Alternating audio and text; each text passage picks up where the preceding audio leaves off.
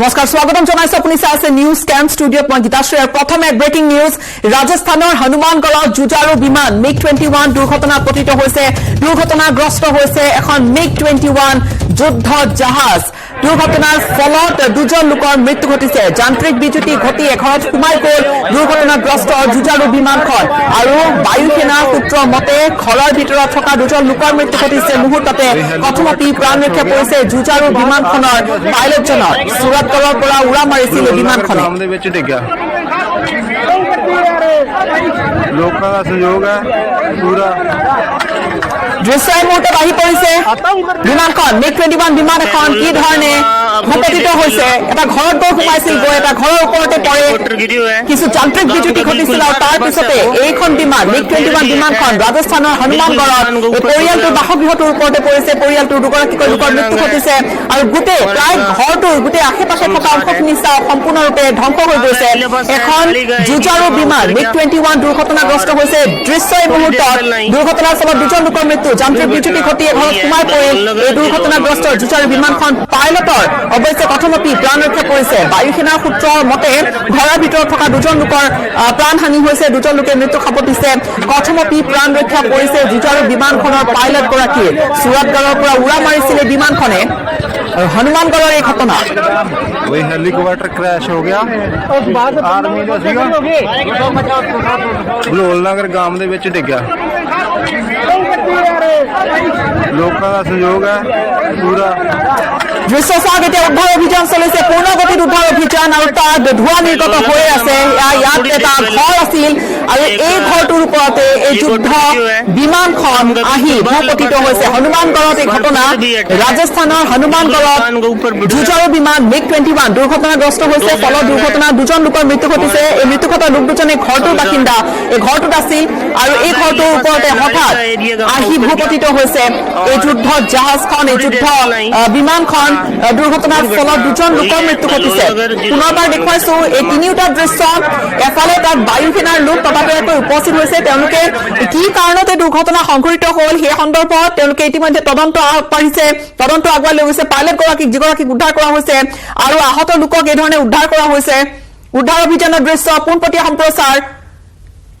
ইয়াৰ ৰাজস্থানৰ পৰা পোনপটীয়া সম্প্ৰচাৰ দেখুৱাইছো MiG-21 এখন জেট ফাইটাৰ জেট এখন ভূপতিত হৈছে দুগৰাকী তাৰ বাসিন্দাৰ সেই অঞ্চলত থকা দুগৰাকী বাসিন্দাৰ মৃত্যু ঘটিছে পুনৰ দেখুৱাইছো এই দৃশ্য পোনপটীয়াকৈ ইয়াৰ উদ্ধাৰ অভিযান যথেষ্ট লোক তাত গোট খাইছে যিহেতু এখন ফাইটাৰ জেট MiG-21 এখন যুদ্ধ বিমান আহি এই ধৰণে ৰাজস্থানৰ হনুমানগড়ত পৰিছেহি কি ঘটিছিল কি ধৰণৰ যান্ত্ৰিক বিজুতি আছিল নে আন কিবা কাৰণত এই বিমানখন এই ধৰণে দুৰ্ঘটনাত পতিত হয় সেয়া নিশ্চিত কৰিবলৈ এতিয়া তাত উপস্থিত হৈছে বায়ুসেনাৰ লোক বায়ুসেনাৰ বিমান বায়ুসেনা বাহিনীৰ লোক তাত উপস্থিত হৈছে যিগৰাকী আহত পাইলট সেই আহত পাইলট গৰাকীক উদ্ধাৰ কৰা হৈছে তেওঁৰ কথমপি প্ৰাণ ৰক্ষা পৰিছে দুটাকৈ দৃশ্য এফালে উদ্ধাৰ অভিযানৰ আহত গৰাকীক ষ্ট্ৰেচাৰত লৈ যোৱা হৈছে তেওঁ আহত অৱস্থাত আছে পাইলট গৰাকীক লৈ যোৱা হৈছে কেইবাটাও দৃশ্য দেখুৱাইছো আপোনালোকক আৰু ঘৰটোত থকা দুজনৰ মৃত্যু ঘটিছে বুলি জনা গৈছে দুৰ্ঘটনাৰ ফলত এতিয়া তাত খন্দা হৈছে মাটি খান্দি যাত গোটেই ঘটনাটোৰ আশে-পাশে থকা অঞ্চলটো এতিয়া এক প্ৰকাৰ কৰ্ডন কৰা হৈছে এক প্ৰকাৰ তাত বেৰিকেড দিয়া হৈছে আৰু তাৰ লগতে গাঁওবাসী ওলাই আহিছে গাঁওবাসী ওলাই আহি সেই ঘটনাৰ এফালে তেওঁলোকে এই গোটেই ঘটনাত ব্যাপক চাঞ্চল্যৰ সৃষ্টি কৰিছে হঠাৎ এই খবৰটো শব্দ এটা হয় বিকট শব্দ এটা হৈ তাত এই বিমানখন পৰি গৈছিল ঘৰটো ধ্বংস হৈছে ঘৰটোত থকা দুগৰাকী লোকৰ মৃত্যু ঘটিছে বুলি জনা গৈছে सूरतगढ़ৰ এই ঘটনা सूरतगढ़ৰ পৰা উৰা মাৰিছিল এই বিমানখনে কিছুদিন পিছত ৰাজস্থানৰ হনুমানগড়ত এই দুৰ্ঘটনাত পতিত হৈছে বিমানখন ফাইটাৰ জেট MiG-21 এখন এই দুৰ্ঘটনাত পতিত হৈছে পাইলট গৰাকীৰ কথমপি প্ৰাণ ৰক্ষা পৰিছে पंजाब का जोन हो जाता है और श्रीगंगानगर में बीएसएफ की तैनाती हमेशा रहती है वहां पे चेक पोस्ट और यहाँ के लोगों के बारे में एक और जानकारी मैं दे दूं ये भवानी अगर इस वक्त मेरे साथ जुड़े होंगे तो बेहतर तरीके से बता भी पाएंगे भवानी यहाँ के लोगों के बारे में जो मेरा अनुभव हनुमानगढ़ और श्रीगंगा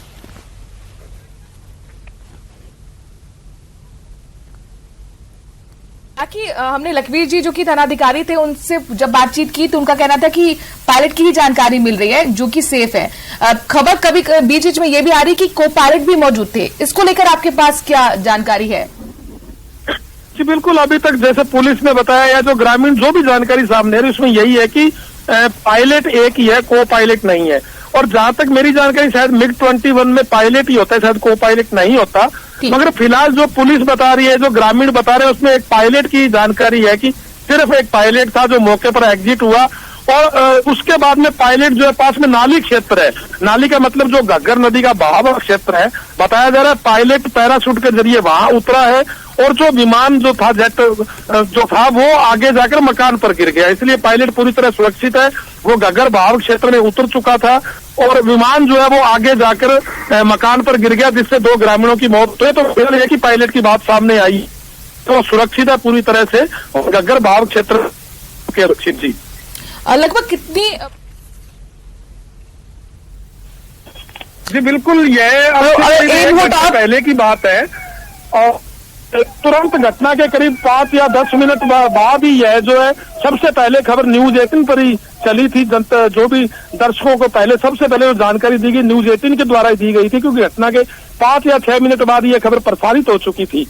तो करीब 1 घंटे पहले की यह घटना है और अभी भी जो है मैं वहां मौके पर जैसे जा खड़ा हूं, इस जगह अधिकारी वहां जा रहे हैं, पुलिस और प्रशासनिक अधिकारी भी मौके पर पहुंच रहे हैं, क्योंकि ये जो ग्रामीण इलाका है, थोड़ा इंटीरियर इलाका है, कच्चा रास्ता है, तो वहां जाने के लिए इसलिए पुलिस और प्रशासनिक अधिकारी मौके पर पहुंच रहे हैं। अभी भी ग्रामीण वहां मौके पर जुटे हुए हैं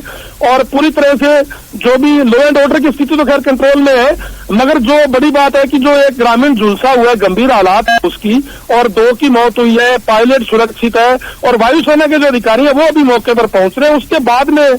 पूरा क्लियर होगा कि ये दुर्घटना क्यों हुई, इसका क्या कारण रहा। जी ठीक है, राजू हमारे साथ बने रहिए।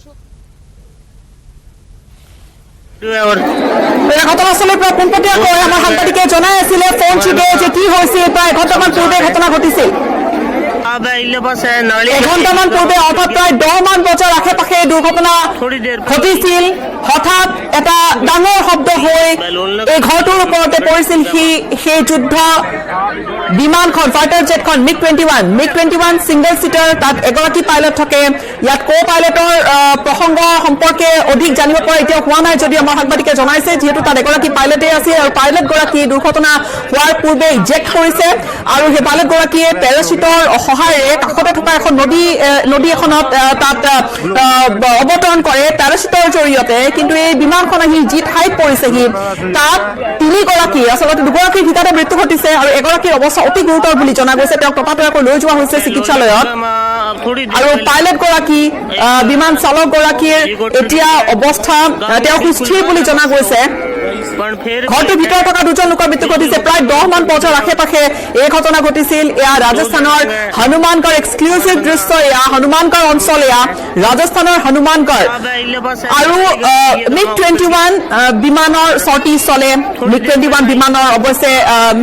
মিগৰ দুৰ্ঘটনাৰ খবৰ পূৰ্বেও আছে, বহুকেইটা তেনেকুৱা নজিৰ আছে য'ত বহু পাইলটে আচলতে প্ৰাণ হেৰুওৱা ঘটনাৰ পোহৰলৈ আহিছে এনেকুৱা দুৰ্ঘটনাত। কিন্তু এই ঘটনাটোত কি হৈছিল সেয়া এতিয়ালৈকে স্পষ্ট হোৱা নাই। MiG-21 বিমানখন এয়া বায়ুসেনা বাহিনীৰ এখন ফাইটাৰ জেট, এয়া সাধাৰণ ৰেগুলাৰ চৰ্টি আছিল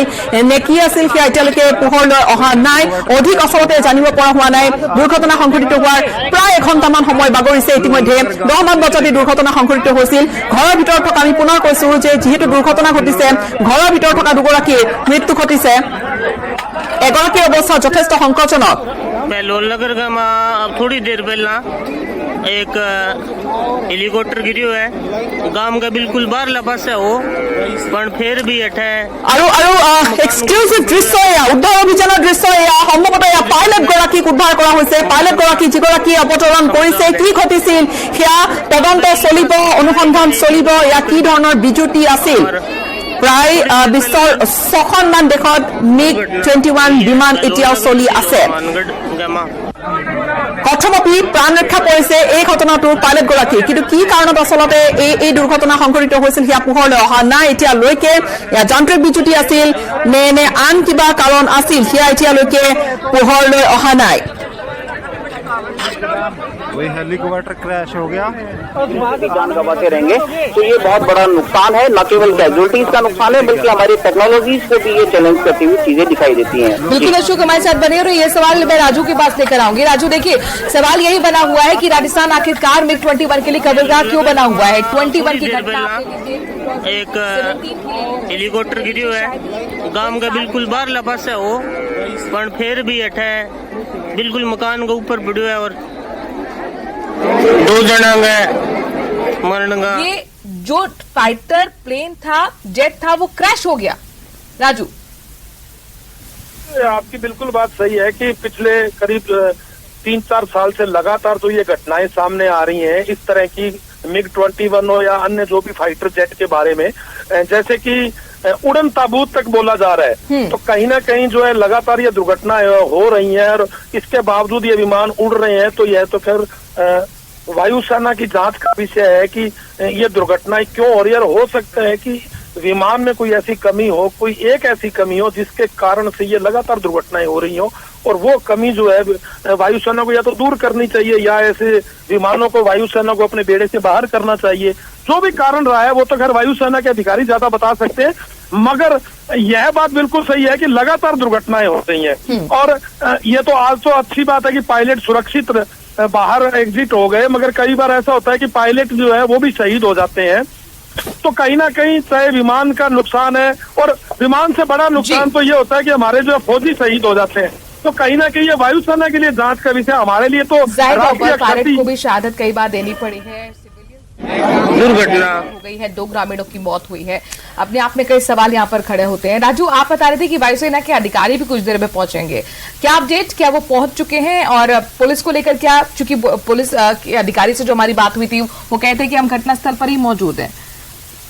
जी बिल्कुल, पुलिस के अधिकारी घटनास्थल पर मौजूद है और जो वायुसेना के अधिकारी हैं वो भी अभी बताया जा रहा है कि पहुंच चुके हैं। और अभी उसके बाद में फिलहाल तो वो पायलट से जानकारी लेंगे कि क्या कारण रहा, कैसे दुर्घटना हुई, और उसके बाद जो है विमान की अपने स्तर पर जांच होगी, उसकी जो भी टेक्निकल कमियां क्या रही, किस कारण से विमान जो है दुर्घटनाग्रस्त हुआ, फाइटर जेट किस कारण से जो पायलट को एग्जिट करना पड़ा और इतनी बड़ी दुर्घटना हुई, यह जांच का विषय है। वायुसेना के अधिकारी जो है मौके पर पहले पायलट से जो है पूरी जानकारी लेंगे, क्योंकि पायलट को ज्यादा जानकारी होगी कि क्या कारण रहा होगा जो उसको अचानक एग्जिट करना पड़ा होगा। उसको लगा होगा कि जेट जो है उसके कंट्रोल से बाहर हो चुका है, अब ये दुर्घटनाग्रस्त होने वाला है, तो ऐसे में उसने एग्जिट किया होगा। तो ये पहली जानकारी तो पायलट जो है वायुसेना के अधिकारियों को देगा। उसके बाद जो है विमान की जांच होगी कि विमान दुर्घटनाग्रस्त क्यों हुआ। यह तो वायुसेना के अधिकारियों की जांच का विषय है। अधिकारी जो है अभी मौके पर पहुंचे और पुलिस जो है वो पहले से पहुंच चुकी है, और पुलिस जो है, पुलिस के अधिकारी जो मौके पर मौजूद है। और दुखद बात यह है कि 2 ग्रामीणों की मौत हुई है, और सुखद बात यह है कि पायलट सुरक्षित है। जी देखिए, हम आंकड़ा भी अपने दर्शकों को दे रहे हैं कि MiG-21 है फाइटर जेट, वो आखिरकार उस की वजह से कितने हादसे हुए, कब कब वो शिकार हुआ, और अब तक 40 जो नागरिक हैं वो भी इस हादसे की वजह से अपनी जान गंवा चुके हैं। 170 पायलट इस तरह की दुर्घटनाओं में शहीद हो चुके हैं। और इसीलिए हम लगातार न्यूज 18 सवाल ये पूछ रहा है कि आखिरकार जो टेक्निकल फॉल्ट आती है उस पर क्यों ध्यान नहीं दिया जा रहा, और क्यों लगातार MiG-21 हादसे का शिकार हो रहे हैं। चूंकि बेहद नजदीक वायु स्टेशन से उड़ान भरते ही MiG-21 क्रैश हो गया, जिसमें 2 सिविलियंस को अपनी जान गंवानी पड़ी है। हालांकि पायलट सुरक्षित, लेकिन 2 सिविलियंस की मौत हो गई है। इसी तरह के हादसे में 40 भारतीय नागरिक शिकार हो चुके हैं। देश में अब तक कुल 292 MiG-21 दुर्घटनाओं का शिकार हुए और 170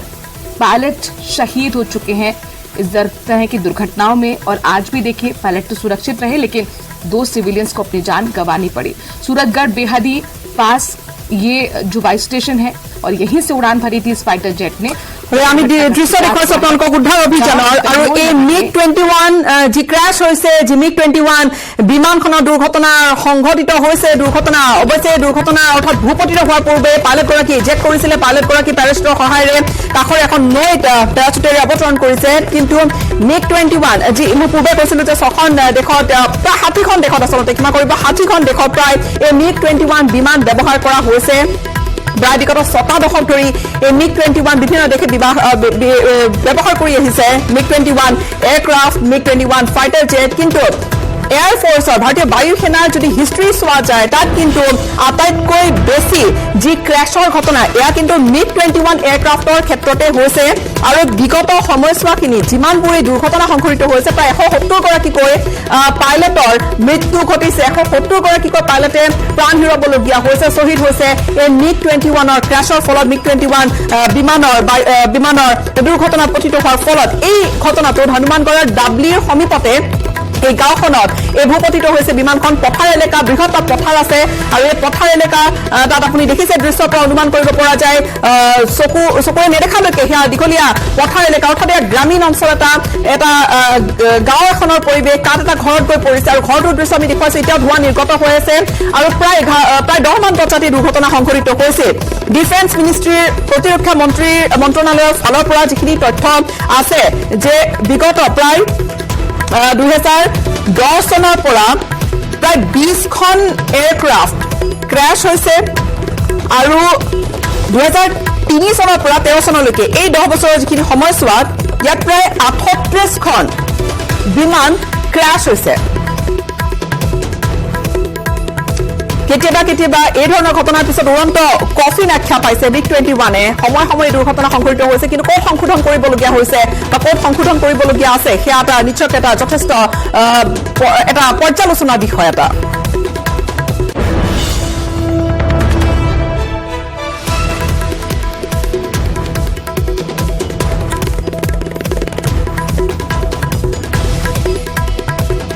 এই মুহূৰ্তে আমাৰ সৈতে फोन যোগে সংযুক্ত হয়েছে ঘটনাস্থলীৰ পৰা আমার সাংবাদিক अशोक आपसे जानना चाहेंगे दो सिविलियंस की डेथ हुई है पायलट ने इजेक्ट किया है समय से पहले एक्सीडेंट से पहले ही गंगानगर के सूरतगढ़ एयरबेस से MiG-21 bison fighter jet plane ने उड़ान भरा था और उड़ान भरने के कुछ मिनटों के भीतर ही उसमें आई तकनीकी खामी की वजह से जो पायलट उसमें सवार था उस पायलट ने सेफली इजेक्ट कर लिया उसे माइनर चोट पहुंची है लेकिन तब तक ये हनुमानगढ़ जिले के बहालल नगर गांव में जाकर गिरा और वहां पर एक मकान में गिरने से 2 लोगों की डेथ हुई है और डेथ होने के साथ ही 2 लोग सीरियसली इंजर्ड हैं जो सीरियसली इंजर्ड हैं उनको भी डिस्ट्रिक्ट हॉस्पिटल पहुंचाया गया है लोकल एडमिनिस्ट्रेशन के द्वारा वहां पर इनका इलाज किया जा रहा है साथ ही साथ पायलट को भी प्राइमरी ट्रीटमेंट के बाद में मिलिट्री हॉस्पिटल के लिए रवाना कर दिया गया है जहां पर उनका इलाज किया जा रहा है निश्चित तौर पर एक बड़ा हादसा है श्री गंगानगर के सूरतगढ़ एयरफोर्स स्टेशन से MiG-21 बाइसन प्लान ने अपनी रूटीन ट्रेनिंग फ्लाई के लिए उड़ान भरी थी कि तकनीकी खामी आने की वजह से ये MiG-21 क्षतिग्रस्त हो गया और दुर्घटना का शिकार हो गया जी अशोक क्या वायुसेना के अधिकारी वहां पर पहुंच चुके हैं बिल्कुल गीताश्री देखिए न केवल वायुसेना के अधिकारी बल्कि लोकल एडमिनिस्ट्रेशन भी मौके पर पहुंच चुका है और वहां पर जो रेस्क्यू ऑपरेशन था वो भी तुरंत ही ग्रामीणों की मदद से शुरू कर दिया गया है पायलट को प्राइमरी ट्रीटमेंट के बाद में मिलिट्री हॉस्पिटल के लिए रवाना कर दिया गया है एयरफोर्स ऑफिशियल्स के हवाले कर दिया गया है साथ ही साथ जो 2 कैजुअलिटीज हुई हैं उनको मोर्चरी के लिए ले जाया गया है साथ ही साथ जो 2 लोग सीरियसली इंजर्ड हुए हैं उनको ट्रीटमेंट कराने के लिए श्री हनुमानगढ़ के हॉस्पिटल पहुंचाया गया है जहां पर उनका डॉक्टर्स के द्वारा इलाज किया जा रहा है यदि उन दोनों की हालत की बात करें तो उनका मेडिकल स्टेटस अभी तक स्टेबल बताया जा रहा है लेकिन दोनों में से एक है जो काफी सीरियसली इंजर्ड है जिसका भी डॉक्टर्स के द्वारा इलाज किया जा रहा है बड़ी घटना है श्री गंगानगर के सूरतगढ़ एयरबेस से उड़ान भरने के कुछ मिनटों के भीतर ही MiG-21 क्रैश होता है गांव के बाहर बने एक छोटे से घर पर उस घर में मौजूद 2 लोगों की डेथ होती है जिसमें एक महिला है और एक पुरुष है साथ ही साथ 2 लोग भी सीरियसली इंजर्ड होते हैं जिनका भी ধন্যবাদ অশোক আৰু সেয়া আমাৰ সাংবাদিকে ইতিমধ্যে ঘটনাস্থলীৰ পৰা জনাইছে যে কি ধৰণে ঘটনাটো ঘটিছিল মাত্ৰ কেইটামান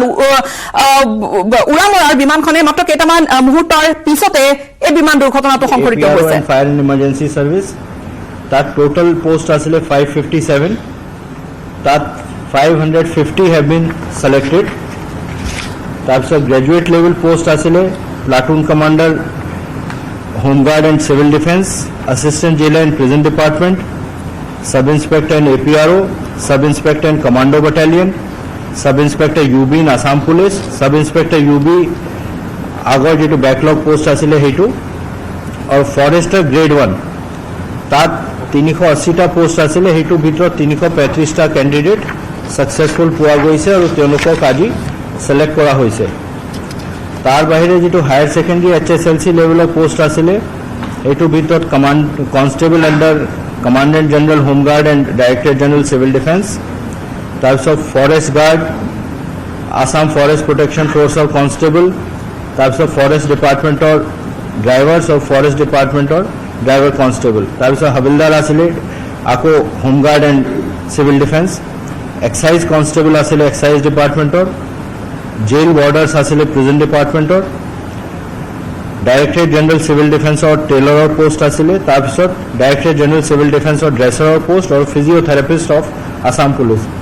এইটো টোটাল পোষ্ট আছিলে 3127 3127টা তার ভিতৰত 3004 জন মানে মানুহটো সুটেবল পোৱা গৈছে তাৰপিছত গ্ৰেড 4 পোষ্ট আছিলে অসম পুলিচৰ এইটো আমাৰ টোটাল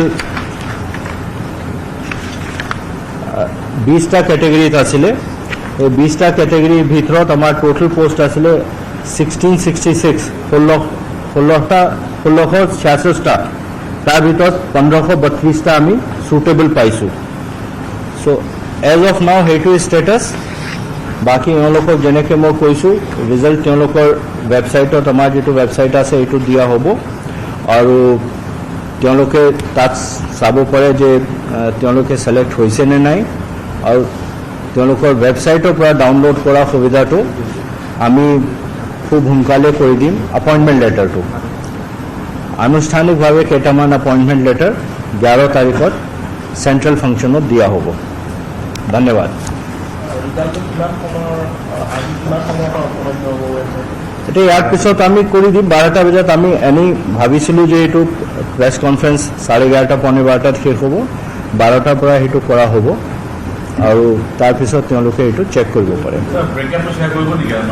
ব্ৰেকআপৰ এটা ৰাইট আপ আছে এইটো আমি CPRO সাহেবক ৰিকুৱেষ্ট কৰিম যে তেখেতে সাৰ্কুলেট কৰি দিব আপোনালোকে সবে সেইটো পাই যাব वेबसाइट डिटेल्स प्रेस ग्रुप में आ जाएगा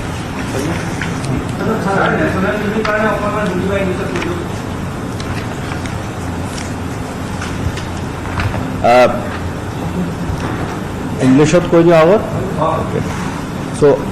state level police recruitment board which is headed by the DGP Assam was given the responsibility by various departments that included Assam Police itself, Excise Department, Prison Department, Forest Department, Fire and Emergency Services and Directorate General of Home Guard and Civil Defence to recruit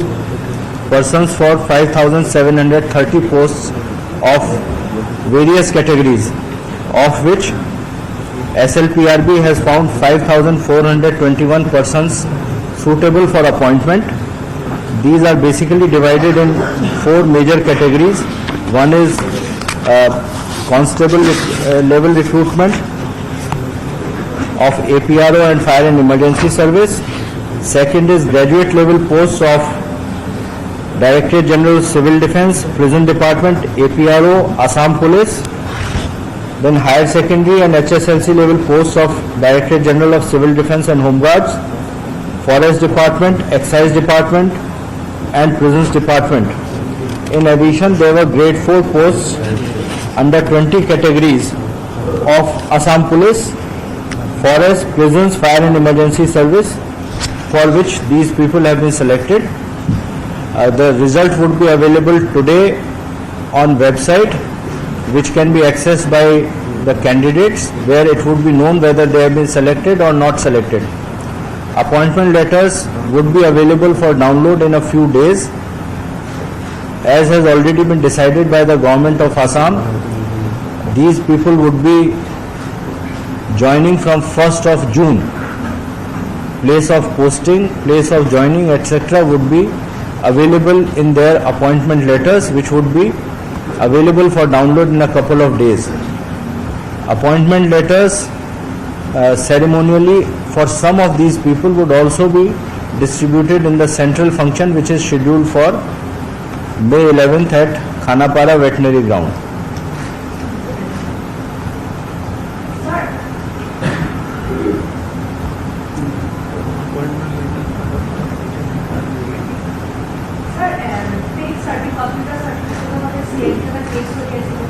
CID case চলি আছে। এইটো CID আমাক মই ভাবোঁ যে খুব সোনকালে এটা ৰিপৰ্ট দিব। যিখিনি মানুহ একচুৱেলি ফেক চাৰ্টিফিকেট ব্যৱহাৰ কৰা বুলি ওলাইছে এইটো তেওঁলোকে ইতিমধ্যে ফাইনেল কৰিছে। তেওঁলোকৰ এগেইনষ্ট কেছ কৰা হ'ব আৰু তেওঁলোকৰ নেচাৰেলি তেওঁলোকৰ এপইণ্টমেণ্টটো নিৰস্ত কৰা হ'ব। যিখিনি মানুহ তেনেকৈ কোনো ফৰ্জৰী ওলোৱা নাই এইখিনি মানুহ লিষ্ট CID আমাক দিব। মই ভাবোঁ এইটো খুব সোনকালে আমাৰ হাতত আহি পৰিব। মই এই বিষয়ে ৰাইজে যথেষ্টখিনি আমাক প্ৰশ্ন ছ'চিয়েল মিডিয়া ইত্যাদিত কৰিছে। মই তেওঁলোকক ক'ব খুজিছোঁ তাত যিখিনি মানুহে ফৰ্জৰী ওলোৱা নাই তেওঁলোকক আমি এপইণ্টমেণ্ট লেটাৰ দি নেক্সট বেচৰ যেতিয়া ট্ৰেইনিং হ'ব সেইটো ট্ৰেইনিঙৰ লগত তেওঁলোকক আমি ট্ৰেইনিঙত মাতিম।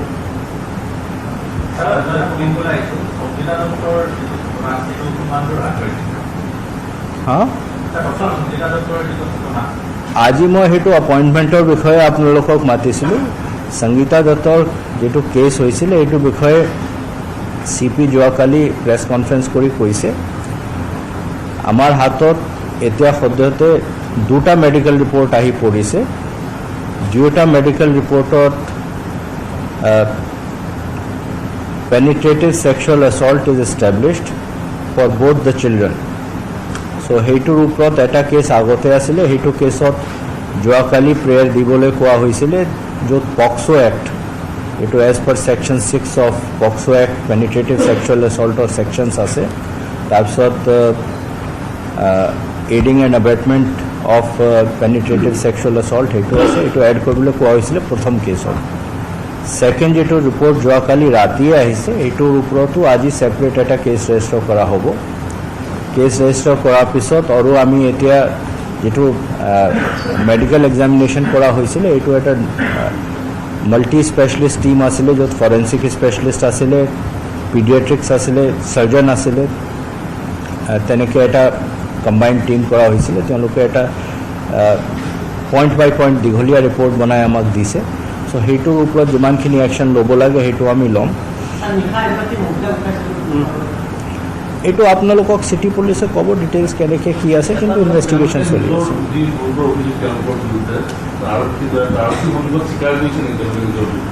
ইনভেষ্টিগেশ্যনৰ ভিতৰত কি হৈছে ইয়াত মানে মই ক'ব খোজা নাই, কাৰণ আল্টিমেটলি মই অলৰেডি CP গুৱাহাটীক ডাইৰেকশ্যন দিছোঁ যে ৰেগুলাৰ বেচিছত মিডিয়াৰ লগত ইণ্টাৰেকশ্যন কৰি তেখেতে ফৰ্মেলি মিডিয়াক কৈ দিব লাগে ক'ত মানে আমি শ্বেয়াৰ কৰিব পৰা যিখিনি আছে। কাৰণ মই যিটো 2 দিনত দেখিছোঁ বহুতখিনি বস্তু ক'ৰবাৰ নে ক'ৰবাৰ পৰা, কাৰণ ইনিচিয়েল ষ্টেজত বহুত এজেঞ্চি ইনভলভ হৈ আছে, NGO ইনভলভ হৈ আছিলে,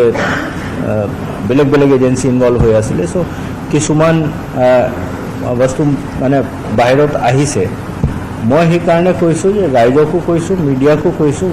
মানে whatever is given to you by CP Guwahati should be treated as authentic. বাকী আৰু আপোনালোকে এইটো খুব কনচিডাৰ কৰিব নালাগে, 1 নম্বৰ। 2 নম্বৰ, পক্সো এক্টত এটা স্পেচিফিক পইণ্ট আছে যে আইডেণ্টিটি ভিক্টিমৰ এইটো কোনো পধ্যে চাৰ্কুলেট কৰিব নালাগে। এইটো চাৰ্কুলেট কৰিলে দণ্ডনীয় অপৰাধ। সেইকাৰণে আপোনালোকে ৰাইজক সেইটো অৱগত কৰিব লাগে যে CP গুৱাহাটী যিটো দিব সেইটো অথেণ্টিক হ'ব। তাৰ বাহিৰে মোৰ এটা ৰিকুৱেষ্ট আছে যে ৰাইজেও কোনো বস্তুটো চাৰ্কুলেট নকৰে যেন। আৰু মই CP গুৱাহাটীক কালি নিৰ্দেশ দিছোঁ। মোৰ নিৰ্দেশৰ পিছত তেখেতে যোৱাকালি ফাৰ্ষ্ট ব্ৰিফিং কৰিছিলে, আৰু এই ব্ৰিফিংটো মই যিমানখিনি মোৰ মনত পৰে যোৱাকালি 6:37 6:30 7টা বজাত কৰা হৈছিলে। কিছু সময় ৰ'ব, আকৌ আজি তেওঁলোকে যদি কিবা আপোনালোকৰ লগত ৰাইজৰ লগত শ্বেয়াৰ কৰিব লগা হ'ব তেখেতে নিশ্চয় ক'ব।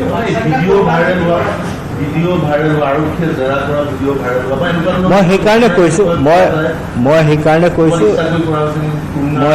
কৈছোঁ অলৰেডি CP গুৱাহাটীক যোৱাকালি নিৰ্দেশ দিয়া হৈছে যে চেণ্ট্ৰেলি যিটোত ক'ব লাগে তেখেতেই কওক, বেলেগ লেভেলত কোনো মানুহে শ্বেয়াৰ কৰিব নালাগে। আৰু ক'ৰবাত যদি ভুল ভ্ৰান্তি, ক'ৰবাত যদি কাৰোবাৰ ভুল হৈছে কিবা হৈছে তো we have to ensure that it does not happen in future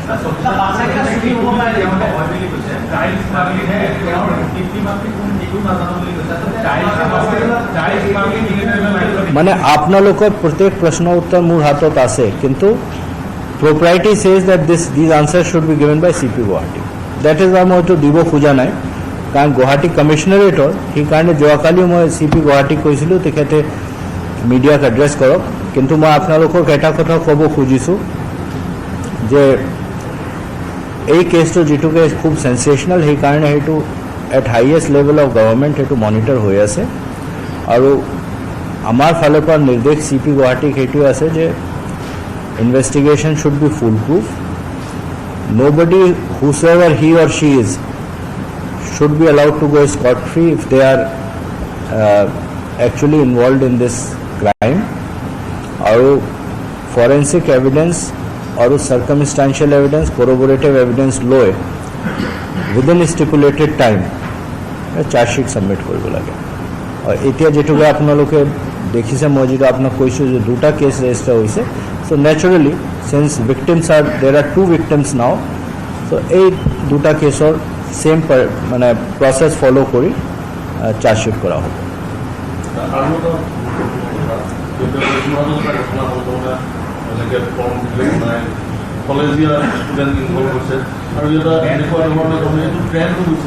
এইটো যোৱাকালি মই SP যোৰহাটৰ লগতো কথা পাতিছোঁ তেখেতকো ইনষ্ট্ৰাকশন দিয়া হৈছে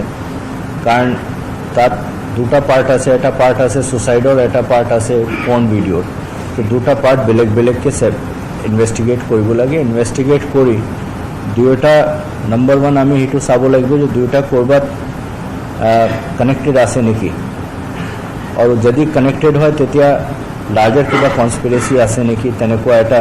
কৰিবলৈ আৰু যদি তেনেকুৱা নাই তেতিয়া দুটা কেছ সেপাৰেটলি ইনভেষ্টিগেট কৰিব লাগে তো SP যোৰহাটক যোৱাকালি ইনষ্ট্ৰাকশনছ দিয়া হৈছে মই ভাবোঁ যে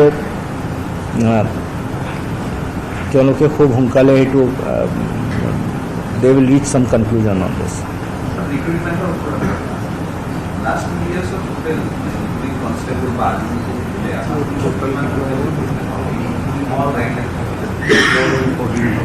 যদি আপনি 2 মিনিটৰ টাইম দিয়ে মই দিব পাৰিম কাৰণ ফিগাৰটো আছে কাৰণ আমি তিনটা ৰিক্ৰুটমেণ্ট কৰিছোঁ এটা ৰিক্ৰুটমেণ্ট কনষ্টেবলক কৰা হৈছিলে যোৱা বছৰ তাৰপিছত কমাণ্ডো কৰা হ'ল তাৰপিছত সেইটো থাৰ্ড ৰিক্ৰুটমেণ্ট মই আৰু সেই বিষয়ে আপোনালোকক এটা কথা ক'ব খুজিছোঁ which is মানে এইটো খুব ৰেলেভেণ্ট কথা যে আমাৰ ইয়াত প্ৰায় 4,500 ভেকেঞ্চি যিটো আছিলে এই ভেকেঞ্চি আছিলে প্ৰমোশ্যন বেছড মানে বেলেগ বেলেগ ৰেংকত ভেকেঞ্চি আছিলে সো আমি পুলিচ হেডকোৱাৰ্টাৰত যেটো প্ৰচেষ্টা হাতত লৈছোঁ এই প্ৰচেষ্টাটো হ'ল যে এই বছৰৰ ভিতৰত আমি প্ৰত্যেক ৰেংকত যিমানখিনি প্ৰমোশ্যন বেছ ভেকেঞ্চি সেইটো আমি ফুলফিল কৰি দিম তাৰ মানে য'ত এলিজিবল ক্যান্ডিডেট আছে তাত আমি প্ৰমোট কৰি দিম সেইটো পৰা কি হ'ব যে আমাৰ ভেকেঞ্চি ইন্ডাকশন লেভেলত ওলাব ধৰক কনষ্টেবলৰ পৰা যিখিনি মানুহ কনষ্টেবল হেড কনষ্টেবলৰ ওপৰত যাব এসআই হৈ যাব তো কনষ্টেবল লেভেলত নতুন ভেকেঞ্চি ওলাই আহিব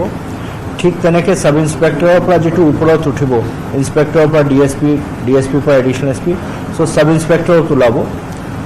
থাৰ্ড লেভেল অফ ইন্ডাকশন আমাৰ ইয়াত এপিএছত হয় যেটো ফৰ ডিএসপি সো তাত যিখিনি প্ৰমোশ্যন কৰা হ'ব এটো থাৰ্ড লেভেল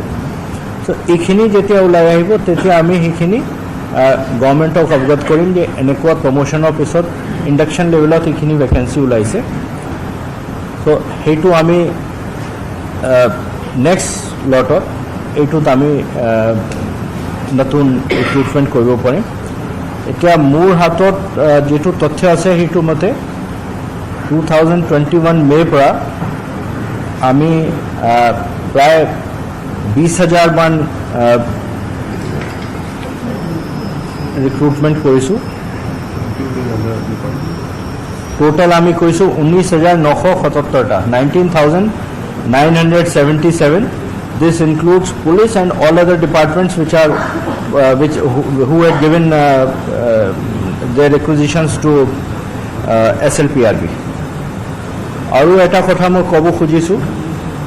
যে আমাৰ যেটো আজি ৰিজাল্ট ডিক্লেয়াৰ হ'ব এই দুটা ৱেবছাইটত এভেইলেবল হ'ব slprbassam.in আৰু police.assam.gov.in মই আকৌ ৰিপিট কৰি দিছোঁ slprbassam.in আৰু police.assam.gov.in সেই দুটাত 12টাৰ পিছত এভেইলেবল হ'ব সো যিখিনি কেণ্ডিডেট আছে তেখেতসকলে এই দুটা ৱেবছাইটত গৈ ৰিজাল্টটো চাব পাৰে Sir, these 309 vacancies are going to invite fresh applications? Fresh মানে নেক্সট লট যেতিয়া হ'ব তেতিয়া লোৱা হ'ব মানে এটা কথা ইণ্টাৰেষ্টিং যিটো দেখা গৈছে যে ইন মেনি কেটেগৰিজ আমাৰ যিটো ৰিক্ৰুটমেণ্ট হৈছে মই SLPRB যিখিনি ৰিক্ৰুটমেণ্ট বৰ্ডৰ মেম্বাৰ্ছ আৰু চেয়াৰমেনসকল আছিলে তেওঁলোকৰ লগত যেতিয়া কথা পাতিছোঁ যে ইন ছাম কেটেগৰিজ ফিজিকেল এক্সাৰচাইজত আমি সুটেবল কেণ্ডিডেট পোৱা নাই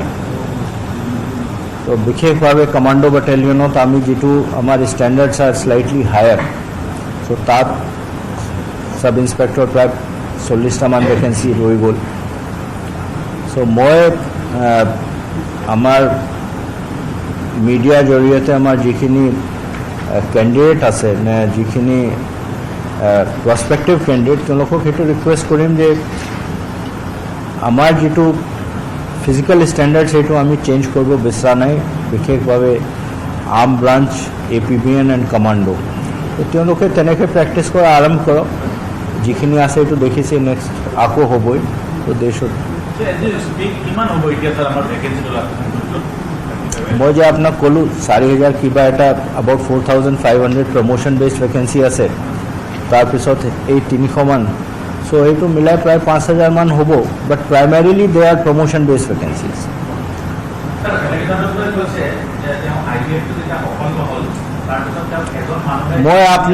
মই আপোনাক কৈ দিছোঁ মই চব আপোনাৰ প্ৰশ্নৰ উত্তৰ জানো কিন্তু property demands that you take the answers from CP Guwahati কাৰণ গুৱাহাটী এইটো ষ্টেট লেভেলৰ ইছ্যু নহয় এইটো এটা Guwahati city issue, so Guwahati CP will answer all your questions.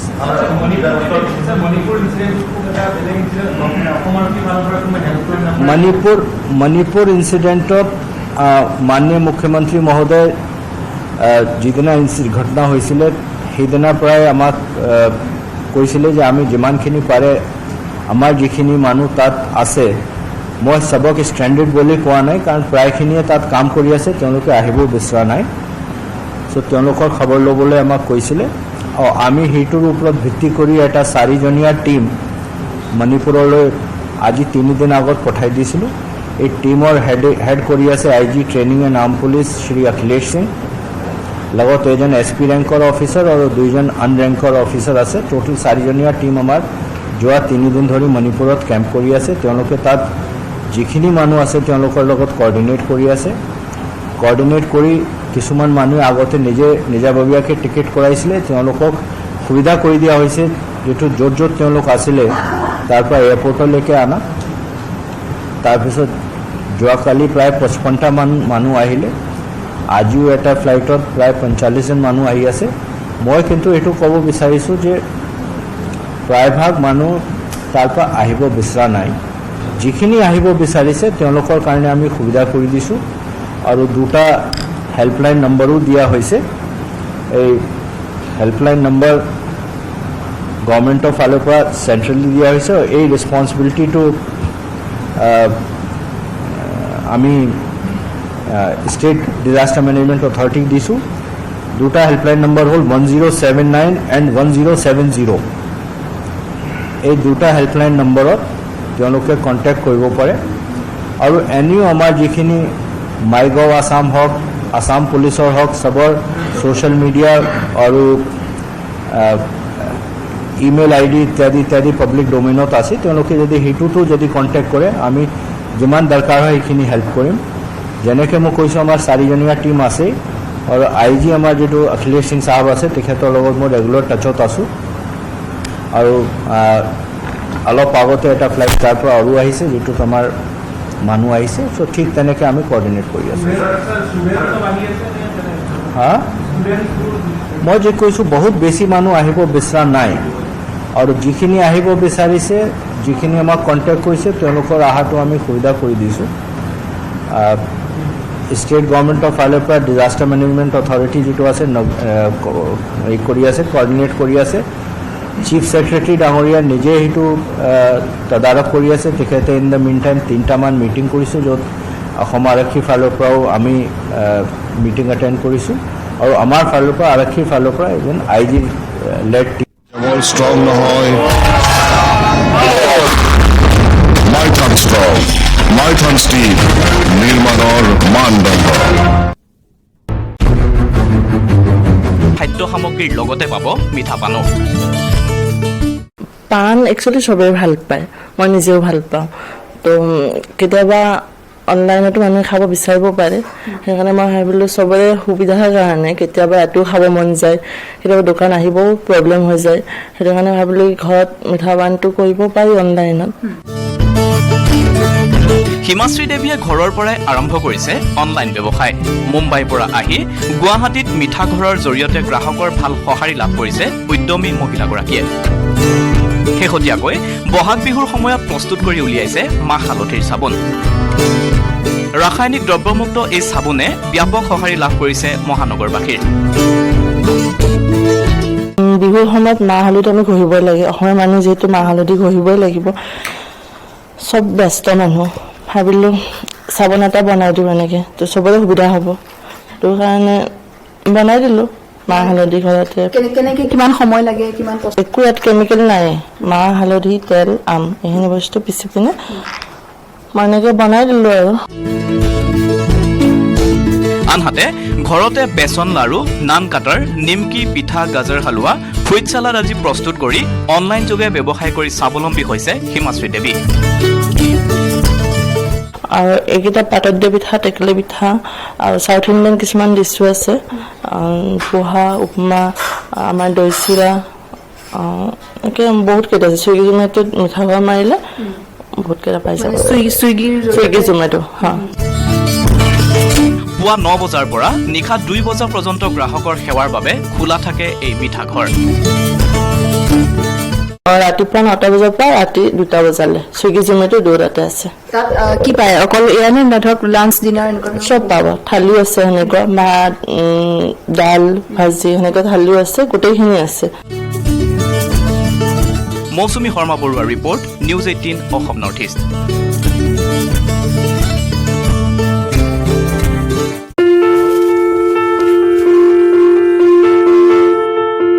মনত প্ৰবল ইচ্ছা শক্তি আৰু অদম্য সাহস দেহা ৰুকিয়া কিন্তু হাৰ মনা নাছিল অৱশেষত সফলতাৰ বাটেৰে খোজ দিলে তেওঁ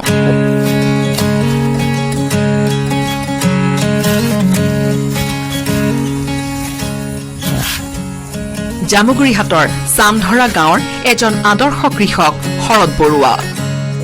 এইগৰাকী কৃষকৰ কাহিনীয়ে উদ্বেলিত কৰিব আপোনাৰ মন প্ৰাণ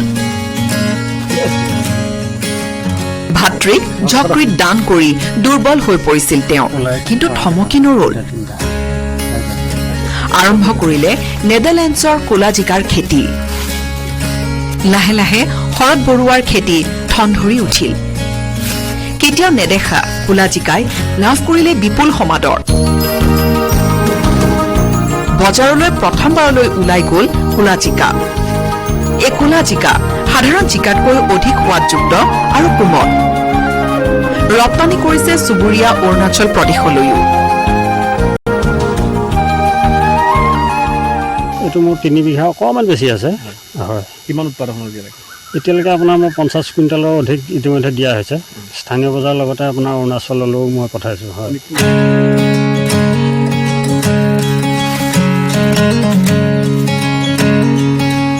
অসুস্থ দেহাৰে খেতি পথাৰতে লাগি থকা আদৰ্শ খেতিয়ক শৰৎ বৰুৱাই কেৱল কোলাজিকাই নহয় ষ্ট্ৰবেৰী উন্নত জাতৰ হালধীয়া ৰঙৰ তৰমুজৰো খেতি কৰিছে চামধৰা গাঁৱৰ পৰা উৎপাদন হোৱা কোলাজিকাই লাভ কৰিছে বিপুল সমাদৰ জৈৱিক হয় হয় সম্পূৰ্ণ মোৰ এই হেণ্ডালিবিলাকত আপোনালোকে দেখিব য়েল্ল' ষ্টিকাৰ মৰা আছে আপোনাৰ য়েল্ল' ষ্টিকাৰ আছে ফেৰামেন টাইপ আছে মই সম্পূৰ্ণ জৈৱিক পদ্ধতিৰে কৰা আছে যদি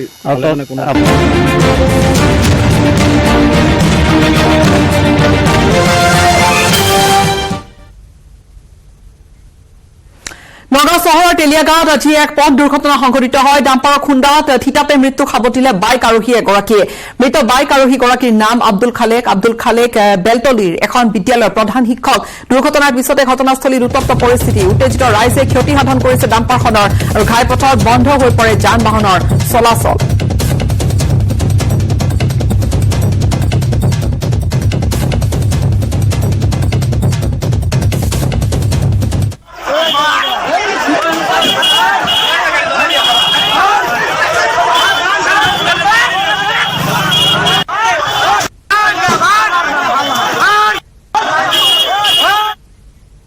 সময়খিনিতে আন এটা বিৰতিৰ। কেৱল ষ্ট্ৰং নহয়, মাইথান ষ্ট্ৰং, মাইথান ষ্টিল, নিৰ্মাণৰ মানদণ্ড। মই আপোনাৰ কেঁচু সাৰ গোবৰ এয়াহে দি আছে। দুবছৰ পূৰ্বে শৰৎ বৰুৱাই কেৰটিনা আৰু ভেলেণ্টিনা নামৰ ৰং বিৰঙৰ ফুলকবি উৎপাদন কৰিও ৰাইজৰ দৃষ্টি আকৰ্ষণ কৰিবলৈ সক্ষম হৈছিল। উল্লেখযোগ্য যে এবছৰ পূৰ্বে নিজৰ ভাতৃক যকৃত দান কৰি পুনৰ কৃষি কৰ্মলৈ উভতি অহা শৰৎ বৰুৱা এতিয়া যুৱ প্ৰজন্মৰ বাবে হৈ পৰিছে আদৰ্শস্বৰূপ। বিশ্বনাথৰ পৰা তুষাৰ হাজৰিকাৰ report, news 18 Assam north east.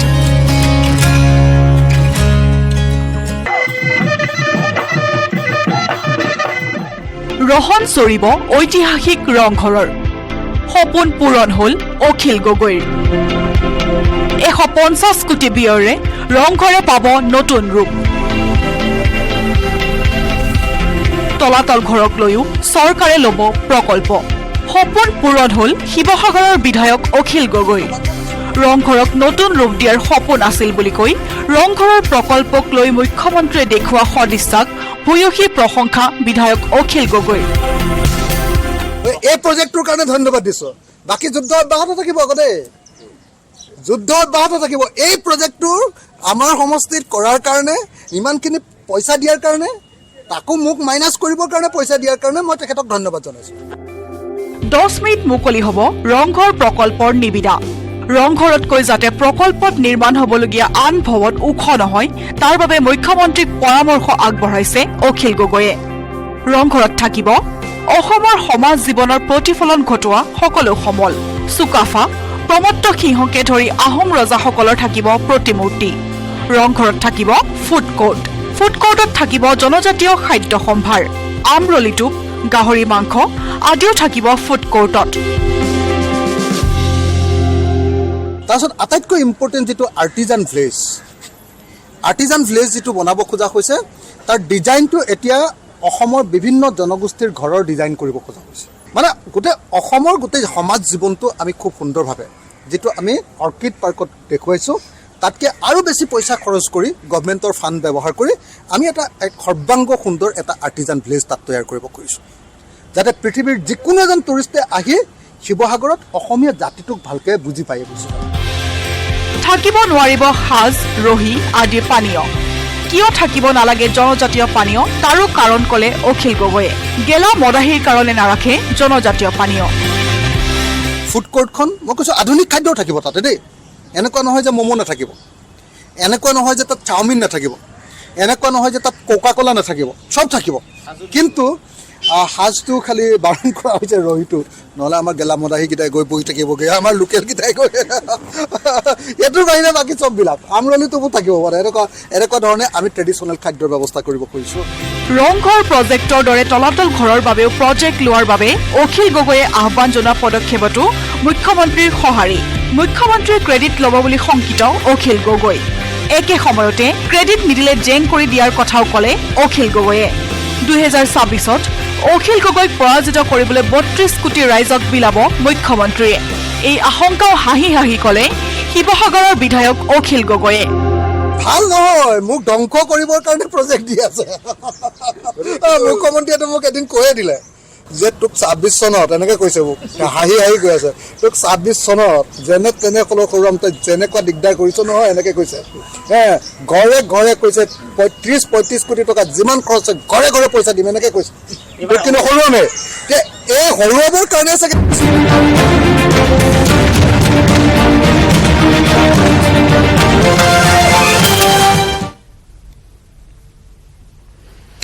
Nagaon মাজুৱাতীত মহিলাৰ মৃতদেহ উদ্ধাৰক লৈ চাঞ্চল্য কলং নৈত অৰ্ধগলিত অৱস্থাত উদ্ধাৰ কৰা হৈছে মহিলাৰ মৃতদেহটো মাজুৱাতীৰ মাকন দেৱী নামৰ এগৰাকী মহিলাৰ অৰ্থাৎ পৰিচয় মহিলাগৰাকীৰ উদ্ধাৰ হৈছে 3 দিন পূৰ্বে প্ৰাতঃ ভ্ৰমণ কৰিবলৈ গৈ নিখোজ হৈ পৰিছিল মহিলাগৰাকী আৰু এই মৃতদেহ উদ্ধাৰৰ ঘটনাৰ পিছতে ব্যাপক চাঞ্চল্যৰ সৃষ্টি হৈছে গোটেই অঞ্চলটোত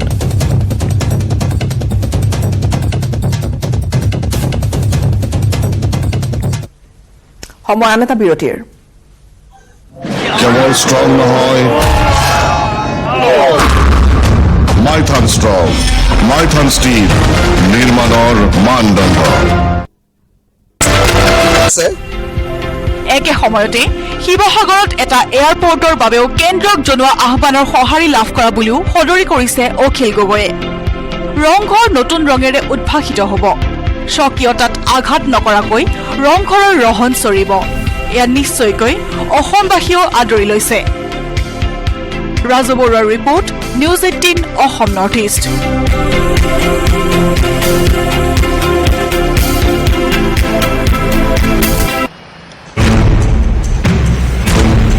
এটেনশ্যন দিছপুৰ হেৰাই যাব পাৰে ব্যাস ওজাপালি প্ৰায় 1200 শতিকাৰ গীতি নৃত্য নাটিকা ব্যাস ওজাপালিক সংৰক্ষণ কৰক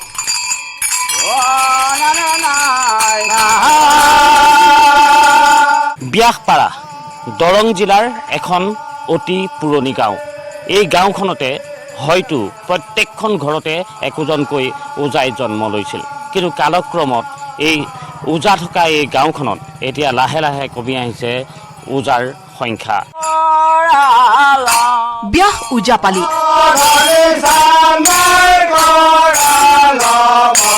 দৰঙৰ এই অঞ্চল ব্যাসপাৰাত প্ৰায় 1200-1300 শতিকাত প্ৰতিখন ঘৰতে হেনো একোজনকৈ ওজা আছিল এটা সময়ত অঞ্চলটোৰ সকলো লোকে গাব জানিছিল ব্যাস ওজাপালিৰ জাগৰ মালসী পদ ভৰিত অস্ত ধাতুৰ নুপুৰ পিন্ধা এইজন হৰিশ্চন্দ্ৰ শৰ্মা ওজা হৰিশ্চন্দ্ৰ শৰ্মা ওজাই পৰিধান কৰা বস্ত্ৰও যুগ যুগ ধৰি এনেদৰে পৰিধানৰ পৰম্পৰা চলি আহিছে হাতত খুটিতাল লৈ থকা মোহিনী শৰ্মাহত হল পালি দৰং জিলাৰ এই ব্যাসপাৰাৰ ব্যাস ওজাপালি অলপ সুকীয়া মালসী জাগৰ পদৰ মাজত জাগৰ গোসানী জগোৱা গীত এই যে উজাৰ হাতত দেখিছে এয়া হেনো দেৱীৰ এক ৰূপ অস্ত ধাতুৰে নিৰ্মিত যাক মুদ্ৰা বা মুদুৰা বুলি কয়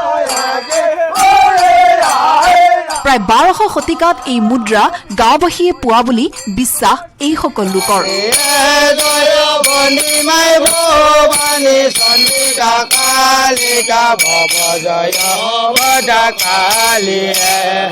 যেতিয়া দেৱদেৱীবিলাকে নৃত্য কৰি আছিল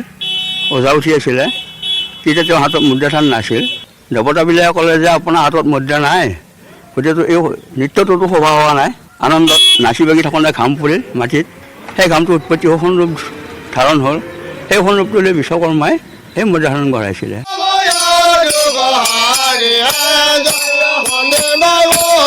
হৰিশ্চন্দ্ৰ শৰ্মাই কথাবোৰ জুকিয়াই কবও নাজানে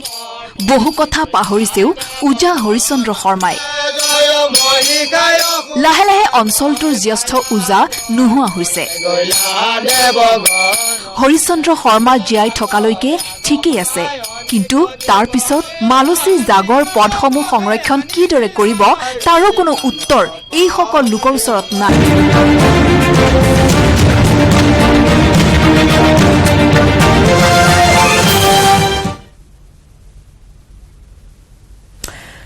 কাহিলীপাৰাত সদৰ্শ মধ্যাহ্ন ভোজন ৰান্ধনী সন্থাৰ প্ৰতিবাদ নিজৰ প্ৰাপ্য অধিকাৰৰ দাবীত উত্তাল প্ৰতিবাদ দৰমহা নিয়মীয়াকৰণৰ লগতে বকেয়া ধন আদায় দিয়াৰ দাবী বিগত 5 মাহে বন্ধ হৈ আছে ৰান্ধনীৰ মাননি আৰু 1000 বিপৰীতে প্ৰতি মাহে 9600 টকা আদায় দিয়াৰ দাবীত গুৱাহাটী কপাই তুলিছে ৰান্ধনী সন্থাৰ কৰ্মকৰ্তাই গুৱাহাটীৰ কাহিলীপাৰাৰ অসম সৰ্বশিক্ষা অভিযান মিছনৰ কাৰ্যালয়ৰ সন্মুখত দিয়া প্ৰতিবাদী কাৰ্যসূচী